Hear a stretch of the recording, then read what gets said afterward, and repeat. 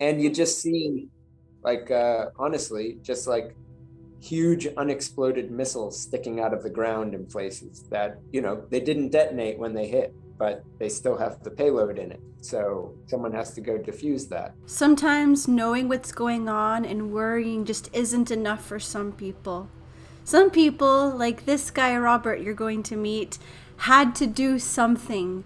The situation in Ukraine is still really terrible for a lot of people, and it was amazing to hear his stories and impressions of how things were there when he decided to get involved himself in humanitarian aid effort. Thank you for clicking on this video. Please share this. Please put the word out that this is still happening and what the humanitarian aid has looked like for a lot of people. What made you decide to just pack up your truck and your dog and drive to Ukraine? Well, to be honest, for the first couple weeks of the war, I just couldn't stop following the news. It was like an obsession, basically. I couldn't sleep. I couldn't do anything. I was just checking. Like I had to know what was happening. And I felt really terrible about it. And I mean, I grew up in the US in the late 80s and early 90s. It was like just after the Cold War ended. And we had all of this conflict with, Russia back then. And I just felt kind of all of that coming back again. It's like, this is just like the same thing again. And the expansion of the Soviet Republic and trying to reclaim the USSR. And I just felt like I didn't want to see this happen, but I didn't know what I could do. I mean, I'm pretty much a pacifist. I'm not really into being part of the military or anything like that. So I felt like my hands were tied, but I wanted to be able to do something. And there was on Gotland, you probably know, there's also a bit of history with Russia. And just 2 months before this conflict, there were a lot of military operations on Gotland with the Swedish military driving tanks around, doing like a show of force, while Russia was doing military operations to the east I of did Gotland. not see the tanks, but it was just like annoying how many planes were flying over all the time. Yeah, there were military planes flying constantly. There were a lot of tanks as well, Swedish tanks driving all over the island, which, all of a sudden it just felt like, what is happening? It seemed like the whole world was kind of aware that something was about to happen. When Trump was impeached, it was because of the phone call that he had with the Ukrainian official, where he had extorted basically the $400 million military aid for information on the election campaign. So obviously the US government was really aware of the Ukrainian conflict because they wouldn't have raised the flag. I mean, nothing else caused him to be impeached until he withheld military aid from Ukraine. So this has been something that's been like a global pressure for a long time, what's happening in Ukraine with Russia and Russia's threatened expansion towards the EU and NATO countries. And so this is like it's a global issue. And once it started happening, once Russia started mobilizing, we could see like the whole West was responding immediately. And it's obviously it's a big deal. So I really just felt like I just wanted to be able to do something. And on Gotland, there were a lot of people who were interested in donating. So I got in touch with a network of donors who donated a lot of supplies. So I packed up all those supplies. It was mostly for women and children who were crossing the border for refugees, because it was primarily women and children. All of the Ukrainian men had to stay in the country. So there were a lot of women coming over with kids who needed diapers, feminine supplies, those kinds of things. So we took all of those donations, packed them up, and I drove down to Medica, which is a town on the Polish border. And that's where I started working. So I worked there for about a week or so with a a tent of volunteers who were servicing women and children just over the border, and that's how I got started. So like what kind of people are they? Just a bunch of people who were like, I can't just watch the news, I have to do something. Yeah, it seemed like it. There were people from all over the world at the border. There were Americans, there were Swedes, there were Norwegians, there's the Italians, a lot of people from the UK. People just drove trucks of goods down from everywhere, and that it's really inspiring. But also, once I got down there, I realized that the situation was a lot different than what I imagined. When you're far away, you think there's no supplies, you need to bring them in from all over the world. But really, there's no shortage of goods in that area, and the supply chains aren't disrupted or anything like that. So while it was so inspiring to see all of these goods coming from everywhere, we wanted to find like a more efficient way to get the supplies to the right place where they're actually. Yeah. It's like it's so easy to just like, I'm gonna know exactly how to fix this problem. No, do a little more research. Yeah, so complicated. But it's still great that all of those goods were brought down. They're all being, there are a lot of shelters that are right in the immediate area. So even if they weren't used right at the border, they would go to the shelters that refugees were staying at, and they would get concentrated there and used by refugees. And then if they weren't used at those shelters, there are warehouses that were stocking goods up and actually shipping them over to Ukraine where they'd be used. So you're like spending the nights in Kiev because there's internet there, but then during the day you're making trips to places that people need help? Yeah, so it just kind of kept escalating. So I started in Medica, and then I thought, well, maybe I could do more good if we were bringing goods into Ukraine.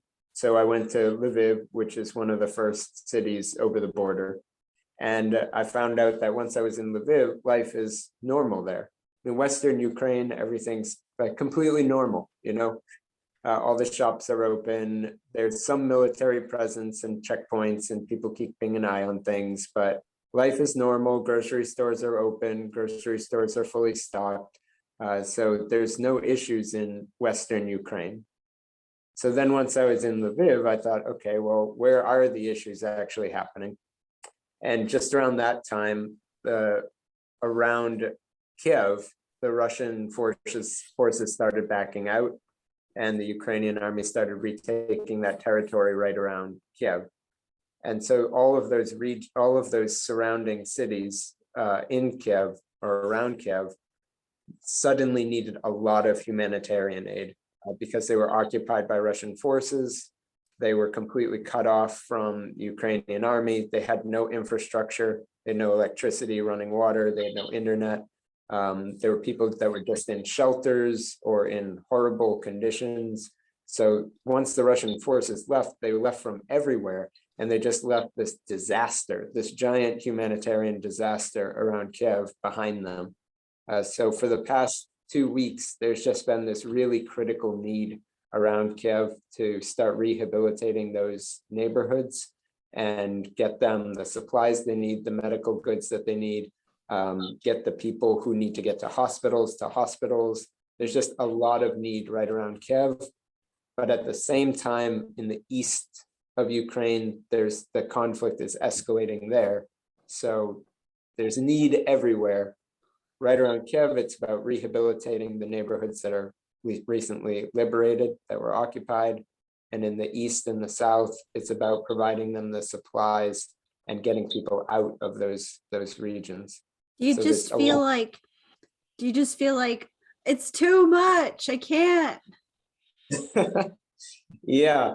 Well, to be honest, it is so rewarding because the closer you are to this, every little bit makes such a big difference that it actually doesn't feel that way. It felt that way when I was far away from it, and the closer I am to it, it's like every little bit that you do makes such a huge impact, that if we get, 5 bags of 50-kilogram rice to a village that has been cut off from food, all of a sudden they have meals for, 100 people.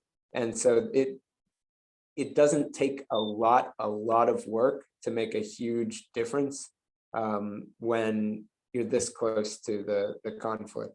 Yeah. So that's what kept drawing me closer and closer to these areas.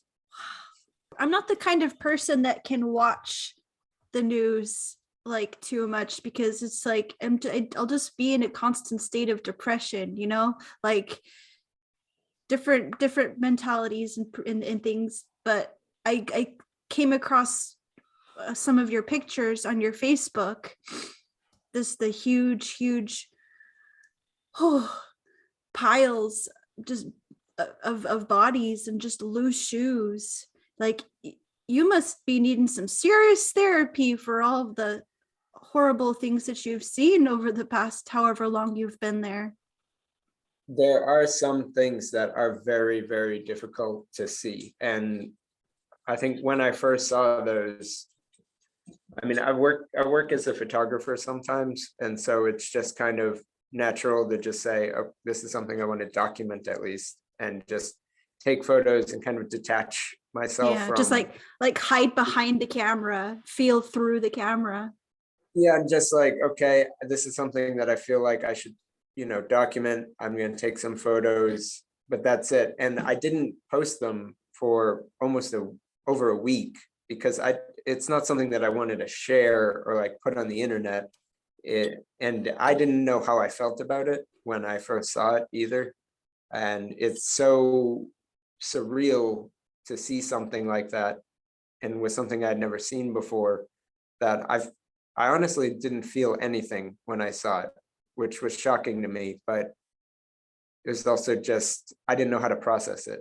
So it took a while to even know how I felt about what I saw. And I didn't want to share anything until I knew how I felt about it, at least. But there are a lot of that are very difficult to see here. And I honestly have not posted a lot,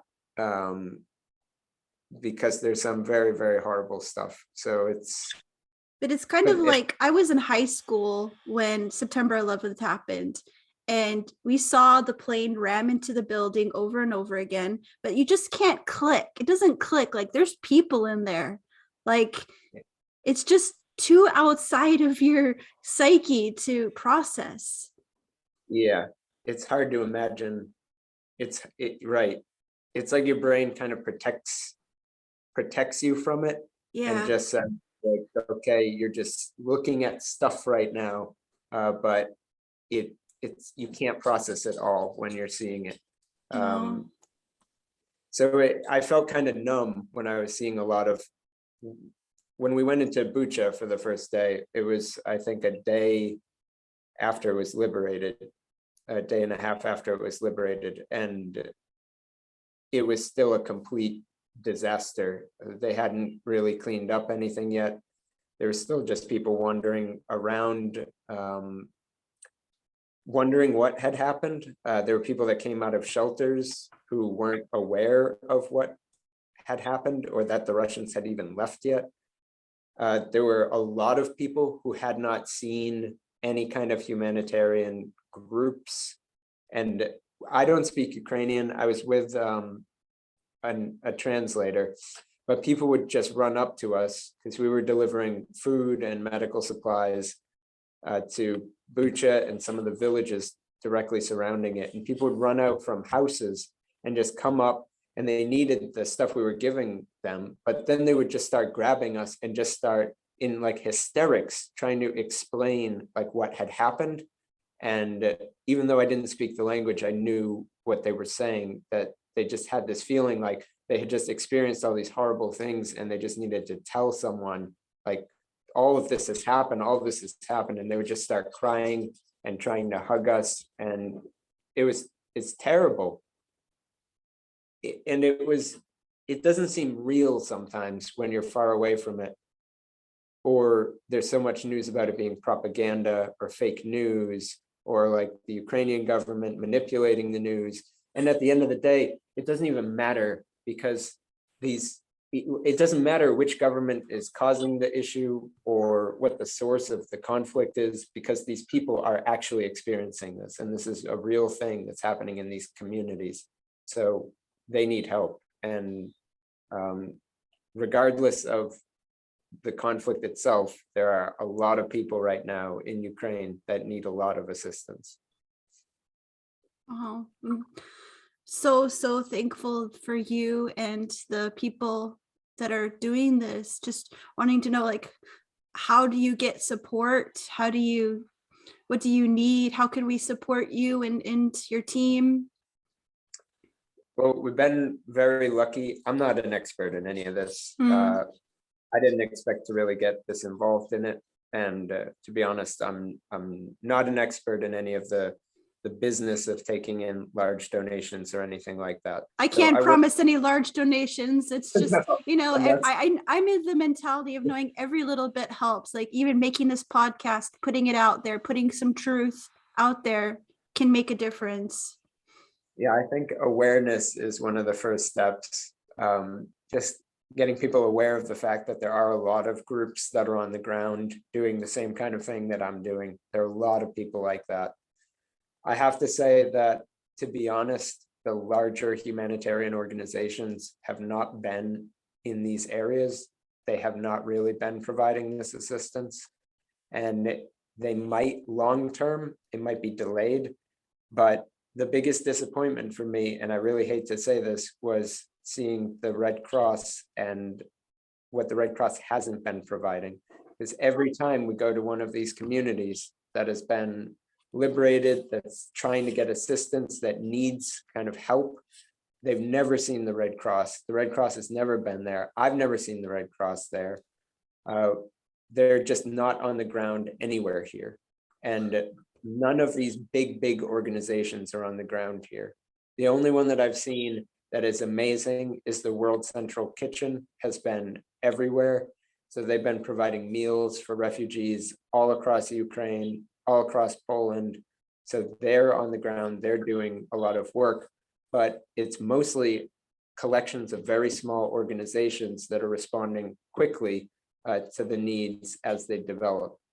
And the larger groups might be able to provide some long-term assistance later on, but the fact is they are not on the ground now. I can definitely say that. So wow. If people are trying to help, I know I thought the Red Cross was what I would donate to, and that's who I tried to volunteer for as well. And it's actually been very difficult for me to even volunteer for them. I've talked to them before I came down here about the work that I wanted to do. Once I got down here, I talked to representatives of the Red Cross who filled out paperwork with them, and they told us they could get us tasks within a couple weeks. I'm like, couple weeks, we're doing stuff today. We're already doing work. We're gonna keep doing work. If we hear back from you, great. And we haven't even heard back. The few of us that went down to the Red Cross and volunteered again. So it's just, I hate to say that, but it's something I would want to tell people who are looking to donate, because I would think I would put my money towards the Red Cross because they're a large organization that's very well known, and their tax records look good, and it doesn't look like they embezzle a lot of money, but they haven't been assisting significantly with this conflict. Well, I will put the link to the World Kitchen, whatever that's called. I'll put the link to that in the description of this video. Yeah, World Central Kitchen. The organization that I work with specifically right now is the Paracrew. So they're paracrew.org, and they're a Norwegian team that's been down here on the ground. And I can tell you that all of the money that they raise goes directly to, there's no overhead, it's all volunteer work. So when they get donations, we buy groceries, we buy medical supplies, and we deliver it within a few days to these communities. So any of the donations that the Paracrew gets definitely go directly towards the people in need and not towards any kind of organizational overhead. Well, I'll definitely put their link down below too for anyone who wants to support them.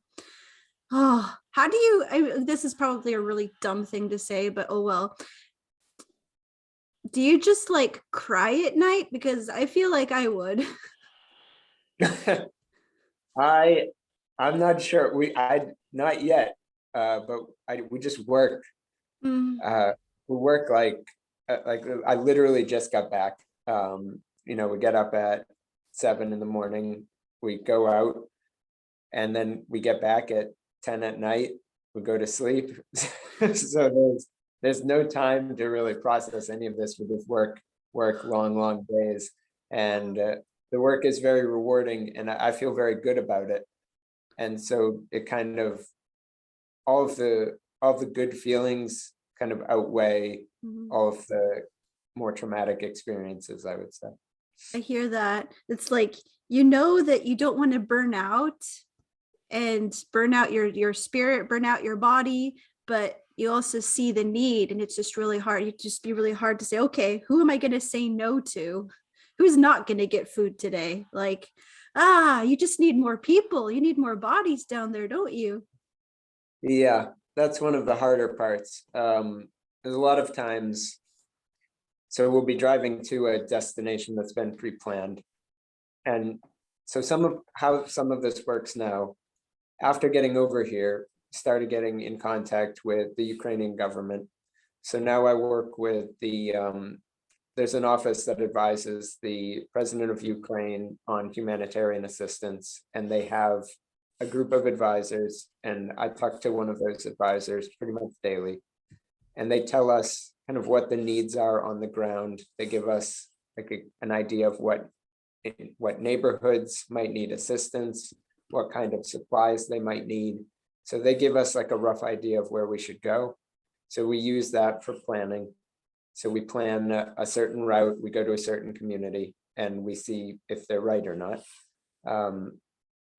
But driving to that location, we might pass people kind of sitting on the side of the road outside of bombed out houses that could definitely use assistance, and we do have to just keep driving because otherwise we'd never even make it to where we're going. You know what I mean? So that's probably the hardest part, is when you just see people on your way to somewhere else where you want to give them what you have, but you'd never make it to where you're going. Then you have to think, okay, well, this looks like a community we should come back to tomorrow. Uh, and that's what we've been trying to do, is just figure out what areas actually need the most assistance right now from groups like us, who are providing like smaller amounts of goods, but can provide it more quickly to areas that need it more critically. So So that's you need people. It helps if they drive, people with really good stamina, people in good shape. I guess so. Yeah, people who just really want to do this work, who are just ready to go first thing in the morning and pack up trucks and just drive somewhere, and then come back at night and do the same thing the next day. And that's what it's all about. Have you ever felt like I'm in danger? I might die today. Like, have you been that close to feeling that? Yeah, there's a few situations. I mean, so all of these communities have been liberated. They're not, so they were liberated by the Ukrainian army, but really Russia just kind of backed out and they left. But that doesn't mean that the Ukrainian army is very present in a lot of these communities yet. So sometimes you'll drive out there and there's no Russian army necessarily, but there's also no Ukrainian army. So you really don't know what's going on there. And that's kind of an eerie feeling when you feel like, okay, well, this area was completely occupied by Russian forces 2 days ago. Now they're not here. Where are they? There's probably still some people out there. It's kind of a mystery. So there is a very eerie feeling in those situations, especially when you're driving down these long stretches in the woods or outside of towns, and you don't know what's out there. The other thing is that there are mines and unexploded ordnance everywhere. So they demined 1,500 mines out of Bucha just over the course of a couple days. So that's 1,500 mines that the Russian army left behind, that could, so you can't wander off paths. You don't want to drive your car on anything that isn't a hard surface. So you can't like pull off the side of the road anywhere. Occasionally you'll see them marked when they find them, but haven't diffused them yet. They'll put up a little sign, like a little wooden sign on a stake that just says mine or something like that.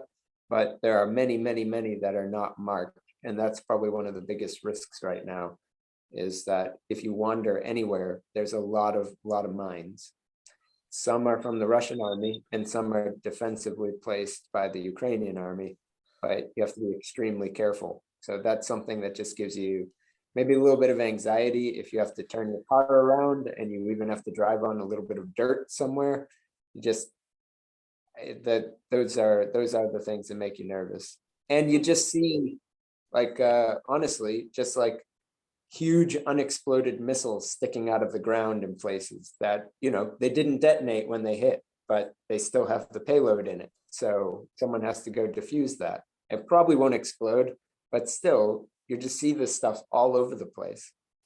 So a lot of that is very risky. There's also bridges that are just half falling apart. So you'll drive over bridges that literally have a hole in it the size of a car, and the whole bridge will be sagging and partially crumbling. And you'll be going over this bridge at a bit of an angle with a giant hole in the middle of it.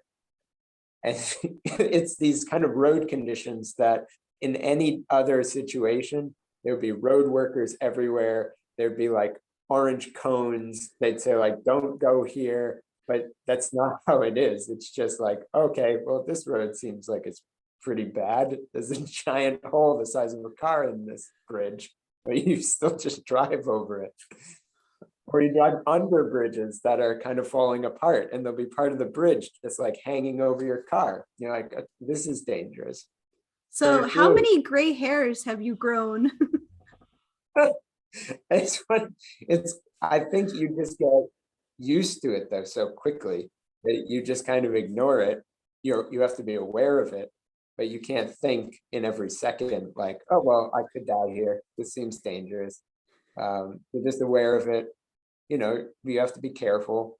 There are things that if you saw it once in a situation that's completely different from this, you'd probably freak out.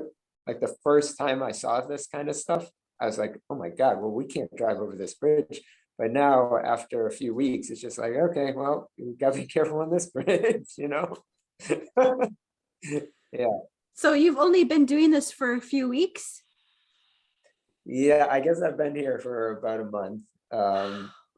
And I've been doing this kind of work in Ukraine, doing these deliveries around Kiev for a couple of weeks. Yeah. So you said you were a photographer. Is that your job? Were you able to just say, bye work, I'll be back when I'm back? So I took some time off, some vacation time.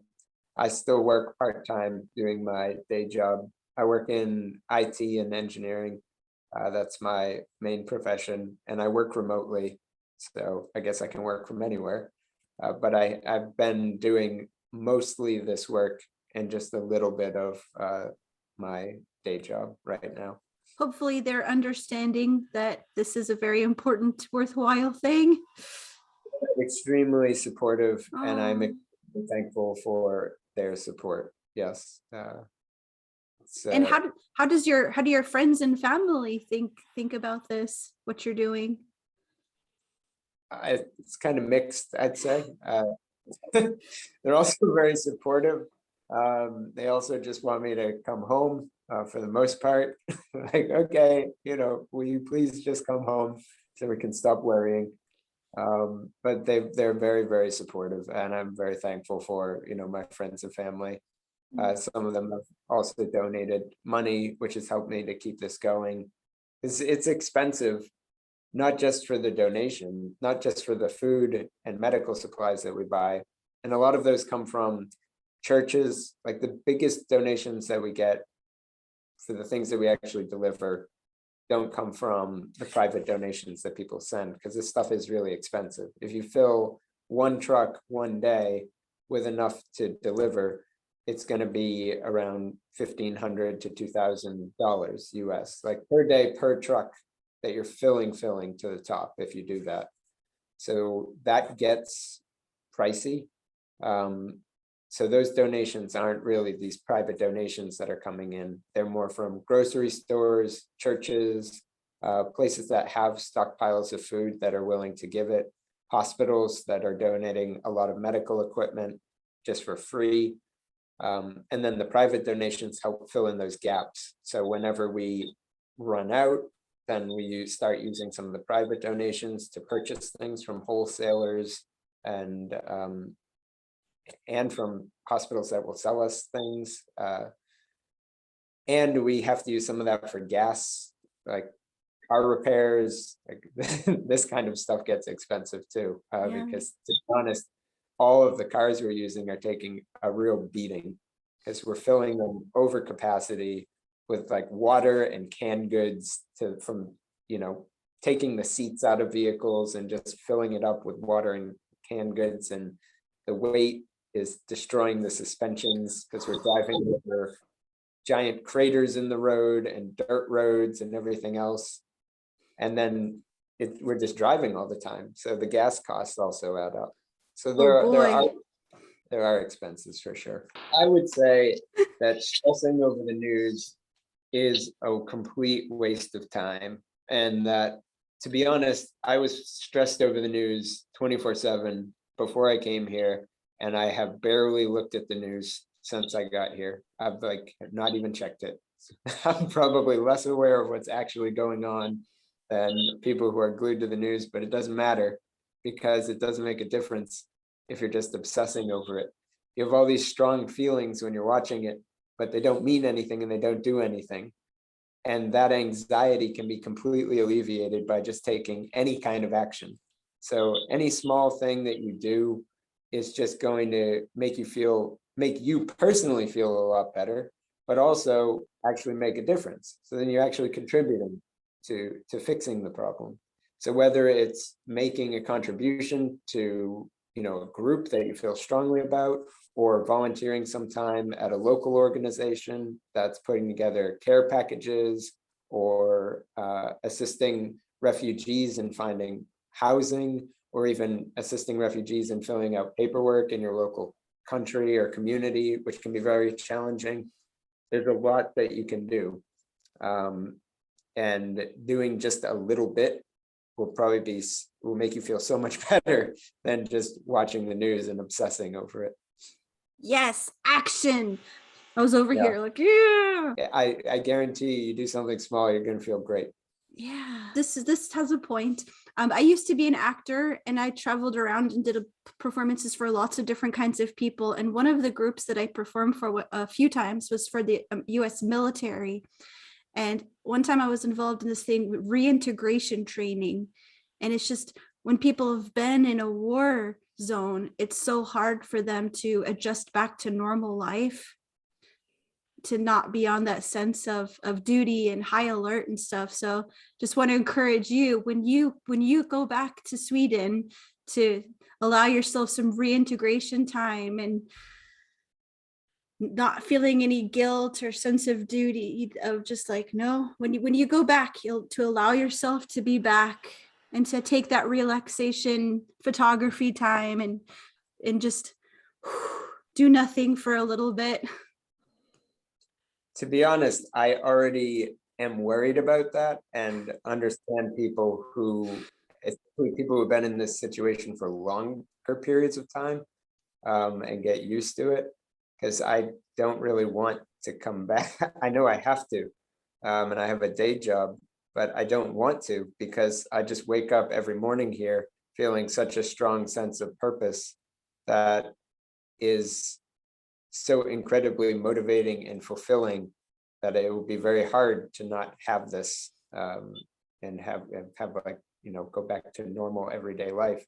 Yeah. So it is something that. I'm worried about, and it's something that I would definitely agree with you and advocate for other people who are in these situations to take seriously, because I Yeah. think it is it is a very different kind of life, and it's not sustainable, and you do have to, live kind of a more comfortable, normal life, because you can't live this way. I mean, I'm running on adrenaline right now. I've crashed twice a little bit for like a day, when I relaxed a bit and my adrenaline went down, and I just like my energy just went negative, like through the floor, and I Yeah. just crashed.